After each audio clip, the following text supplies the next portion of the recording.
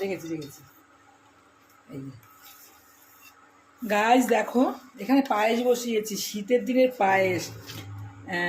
আরেকদিনও খাওয়া হয়ে গেছে শীতের পায়েস, আজকে আবার করেছি কারণ সেদিন খেয়ে মন ভরেনি। বললাম না পায়েসটা অনুষ্ঠান বাড়ি ছিল, সেই কারণে পায়েসটা আমার খাওয়া হয়নি, অপচারই হয়েছে, মানে ফেলে দেওয়া হয়ে গেছে।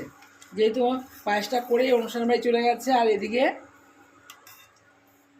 ছেলে মেয়ে খেতে পারেনি, আমি খেয়েছি আর দাদা একটু খেয়েছে, ব্যাস। দেখো পায়েসটা রান্না করছি, গুড়ের পায়েস খেতে বেশ ভালোই লাগে শীতের দিনে। গুড়ের পায়েস, চিনির পায়েস তো খায় না আর কেউ। কার কার পায়েস খাওয়া হয়ে গেছে শীতের মধ্যে, কবার খেয়েছো বা কে খাওনি সেটাও কমেন্টে অবশ্যই জানিও।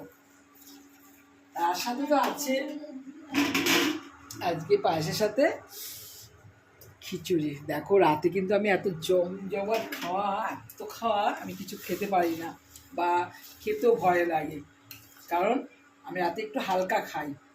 কিন্তু কি করব, আজকে করেছি যখন খেতেই হবে। কার জন্য করেছি জানো? ওই যে দেখা ঘুরে, এই যে এই করতে হবে না, বলো আমি খাবো তাই বলো। অ্যাকচুয়ালি আমি বাইরে তো থাকি না, সকালবেলা যায় রাত্রেবেলা আসি, আমি যেহেতু খেতে পারি রাত্রেবেলা ভয়ও লাগে এইসব খিচুড়ি টিচুড়ি খেয়ে রাত্রেবেলা গ্যাস করি, সেই জন্য আমি বাড়িতে আছি। কালকে আজকে বাড়িতে আছি, সেই জন্য আমার জন্য আজকে খিচুড়ি স্পেশালিস্ট বলেছে, আমি সব নিয়ে এসেছি। খিচুড়ি পায়েস সব কিছু নিয়েছি, তোমরা ভিডিওতে নিশ্চয়ই দেখেছো বা দেখবে। আজকে পায়েস হয়েছে প্লাস খিচুড়ি হয়েছে। আমার দুপুরবেলা আমার মুলোর পাতুরি হয়েছে, আমার খুব ফেভারিট, আমার মা ভালো বানায়। সেটাও আবার আমার করে দিয়েছি। লাইক কমেন্ট শেয়ার করে দিও ভিডিওটা, কিরকম লাগলো কমেন্টটা অবশ্যই জানিও।